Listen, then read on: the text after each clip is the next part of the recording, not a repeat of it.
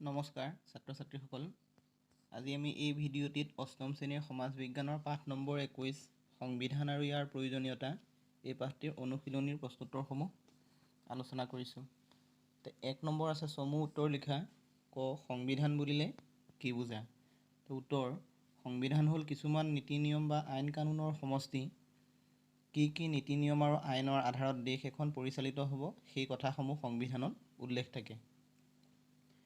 চৰকাৰৰ অংগসমূহৰ ক্ষমতা আৰু কাৰ্যাৱলীসমূহ সংবিধানত স্পষ্টভাৱে লিপিবদ্ধ থাকে। খ সংবিধান পৰিৱৰ্তন কৰা প্ৰক্ৰিয়াটোক কি বোলে? উত্তৰ হ'ব সংবিধান পৰিৱৰ্তন কৰা প্ৰক্ৰিয়াটোক সংবিধান সংশোধন বোলে। গ নেপালত কোন চনত গণতন্ত্ৰ প্ৰতিষ্ঠিত হয়? উত্তৰ হ'ব নেপালত 2008 চনত গণতন্ত্ৰ প্ৰতিষ্ঠিত হয়। ঘ প্ৰশ্ন লিখিত সংবিধানৰ প্ৰচলন থকা 3খন ৰাষ্ট্ৰৰ নাম লিখা। উত্তৰ লিখিত সংবিধানৰ প্ৰচলন থকা 3খন ৰাষ্ট্ৰৰ নাম হ'ল ভাৰত, আমেৰিকা আৰু ফ্ৰান্স। 2 নম্বৰ চমু টোকা লিখা। আং চান চ্যু কি নমনীয় সংবিধান, অলিখিত সংবিধান আৰু ক্ষমতাৰ বিভাজন? প্ৰথমে আং চান চ্যু কি। আং চান চ্যু কি হ'ল ম্যানমাৰৰ এগৰাকী প্ৰসিদ্ধ ৰাজনৈতিক নেত্ৰী। চ্যু কিৰ জন্ম হৈছিল 1945 চনৰ 19 জুনত ম্যানমাৰৰ ৰেংগুন চহৰত। আধুনিক ম্যানমাৰৰ পিতৃস্বৰূপ আং চানৰ সৰু জীয়ৰী হ'ল চ্যু কি। তেওঁ এগৰাকী প্ৰসিদ্ধ ৰাজনীতিবিদ হোৱাৰ উপৰিও এগৰাকী সুলেখিকা। ম্যানমাৰত সামৰিক শাসনৰ অৱসান ঘটাই গণতন্ত্ৰ পুনৰ প্ৰতিষ্ঠাৰ বাবে কৰা সংগ্ৰামৰ নেতৃত্ব বহন কৰিছিল আং চান চ্যু কিয়ে। এইগৰাকী মহান নেত্ৰীক 1991 চনত শান্তিৰ নোবেল বঁটাৰে পুৰস্কৃত কৰা হয়। নমনীয় সংবিধান। সংবিধান সংশোধনৰ প্ৰক্ৰিয়াৰ ওপৰত নিৰ্ভৰ কৰি সংবিধানক দুটা ভাগত ভাগ কৰা হৈছে, নমনীয় সংবিধান আৰু অনমনীয় সংবিধান। নমনীয় সংবিধান মানে হ'ল যিখন সংবিধান সংশোধনৰ প্ৰক্ৰিয়া জটিল নহয়, অতি সহজতে সংবিধানৰ সংশোধন কৰাব পাৰি, তেনেধৰণৰ সংবিধানক নমনীয় সংবিধান বোলা হয়। ইংলেণ্ডৰ সংবিধানখন হ'ল উদাহৰণস্বৰূপে নমনীয় সংবিধান। অলিখিত সংবিধান। সংবিধানসমূহ সাধাৰণতে লিখিত আৰু স্পষ্ট ভাষাত থাকে, কিন্তু কিছুমান দেশৰ সংবিধান লিখিত ৰূপত নাথাকে। সেইবিলাক পুৰণি ৰীতি নীতি পৰম্পৰা বা মৌখিকভাৱে চলি অহা নীতি নিয়মৰ আধাৰত পৰিচালিত হয়। যিবিলাক সংবিধান স্পষ্টভাৱে লিখিত ৰূপত নাথাকি পুৰণি কালৰ পৰা তেনেদৰে চলি অহা ৰীতি নীতি ইত্যাদিৰ আধাৰত পৰিচালিত, লিখিত ৰূপত নাথাকে, তেনেধৰণৰ সংবিধানক অলিখিত সংবিধান বুলি কোৱা হয়। উদাহৰণস্বৰূপে ইংলেণ্ডৰ সংবিধান হ'ল অলিখিত সংবিধান। ক্ষমতাৰ বিভাজন। ক্ষমতাৰ বিভাজন হ'ল ভাৰতীয় সংবিধানৰ এটা উল্লেখযোগ্য বৈশিষ্ট্য। আমাৰ দেশত দুই ধৰণৰ চৰকাৰ আছে, কেন্দ্ৰীয় চৰকাৰ আৰু ৰাজ্য চৰকাৰ। এই কেন্দ্ৰীয় চৰকাৰ আৰু ৰাজ্য চৰকাৰ এই দুই ধৰণৰ চৰকাৰে কি বিষয়ৰ ওপৰত ক্ষমতা প্ৰয়োগ কৰিব সেই বিষয়সমূহ ভাৰতীয় সংবিধানত 3খন সূচীৰ জৰিয়তে স্পষ্টভাৱে উল্লেখ কৰা আছে। এই সূচী বা তালিকা 3খন হ'ল কেন্দ্ৰীয় তালিকা, ৰাজ্যিক তালিকা আৰু উমৈহতীয়া তালিকা। কেন্দ্ৰীয় তালিকাত যি 97টা বিষয় আছে সেই বিষয়সমূহৰ ওপৰত কেন্দ্ৰীয় চৰকাৰে ক্ষমতা প্ৰয়োগ কৰি কাৰ্য সম্পাদন কৰিব পাৰে। ৰাজ্যিক তালিকাত উল্লেখ থকা বিষয়ৰ সংখ্যা হ'ল 66টা। এই 66টা বিষয়ৰ ওপৰত ৰাজ্যিক চৰকাৰে ক্ষমতা প্ৰয়োগ কৰিব পাৰে আৰু ইয়াৰ উপৰি দুইখন চৰকাৰৰ বাবে উমৈহতীয়াভাৱে কেন্দ্ৰীয় আৰু ৰাজ্যিক চৰকাৰৰ উমৈহতীয়া অধীনত 47টা বিষয় আছে। এই 47টা বিষয়ৰ ওপৰত কেন্দ্ৰীয় আৰু ৰাজ্যিক চৰকাৰে উভয়ে ক্ষমতা প্ৰয়োগ কৰিব পাৰে আৰু ইয়েই হ'ল ভাৰতীয় সংবিধানৰ ক্ষমতাৰ বিভাজন। 3 নম্বৰ আছে শুদ্ধটো বাছি উলিওৱা। ক ইংলেণ্ডৰ সংবিধান লিখিত, অলিখিত? ইংলেণ্ডৰ সংবিধান অলিখিত। খ ভাৰতবৰ্ষৰ সংবিধান অনমনীয়, নমনীয় আৰু অনমনীয়ৰ সংমিশ্ৰণ? উত্তৰটো হ'ব ভাৰতবৰ্ষৰ সংবিধান নমনীয় আৰু অনমনীয়ৰ সংমিশ্ৰণ। গ কাৰ্যপালিকাই বিধানমণ্ডলে, ন্যায়পালিকাই দেশৰ আইনসমূহ প্ৰস্তুত কৰে? উত্তৰ হ'ব বিধানমণ্ডলে দেশৰ আইনসমূহ প্ৰস্তুত কৰে। 4 নম্বৰ আছে সংবিধান কেই প্ৰকাৰৰ আৰু কি কি ব্যাখ্যা কৰা। উত্তৰ হ'ব সংবিধান সাধাৰণতে 4 প্ৰকাৰৰ: লিখিত সংবিধান, অলিখিত সংবিধান, নমনীয় সংবিধান আৰু অনমনীয় সংবিধান।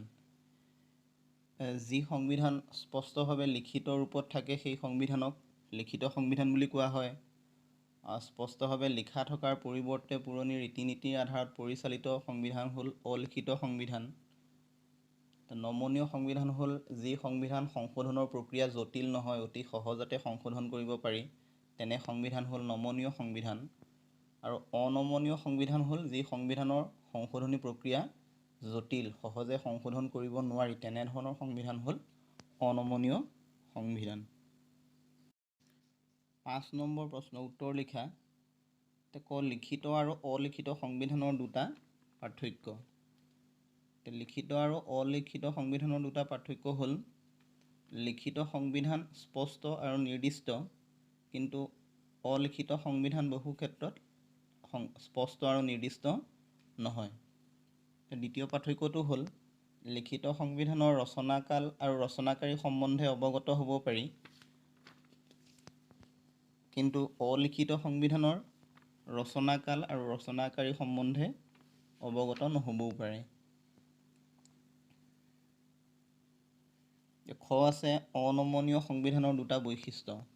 অনমনীয় সংবিধানৰ দুটা বৈশিষ্ট্য হ'ল অনমনীয় সংবিধানৰ সংশোধন পদ্ধতি অতি জটিল, আৰু দ্বিতীয় বৈশিষ্ট্য হ'ল অনমনীয় সংবিধান সদায় লিখিত ৰূপত থাকে। 6 নম্বৰ গণতান্ত্ৰিক ৰাষ্ট্ৰত সংবিধানৰ প্ৰয়োজন আছে যুক্তিসহ আলোচনা কৰা। উত্তৰ হ'ল এখন ৰাষ্ট্ৰত বিভিন্ন সম্প্ৰদায়, জাতি, উপজাতি, ধৰ্ম, বৰ্ণ, ভাষা, সংস্কৃতিৰ মানুহে বসবাস কৰে। গতিকে বিভিন্ন ধৰ্ম, ভাষা, সংস্কৃতিৰ লোকসকলে নিজৰ নিজৰ কৃষ্টি সংস্কৃতি ৰক্ষা কৰি চলিবলৈ প্ৰত্যেকেই বিচাৰে। সকলো মানুহৰে মনোভাৱ আৰু চিন্তাধাৰা একে নহয়।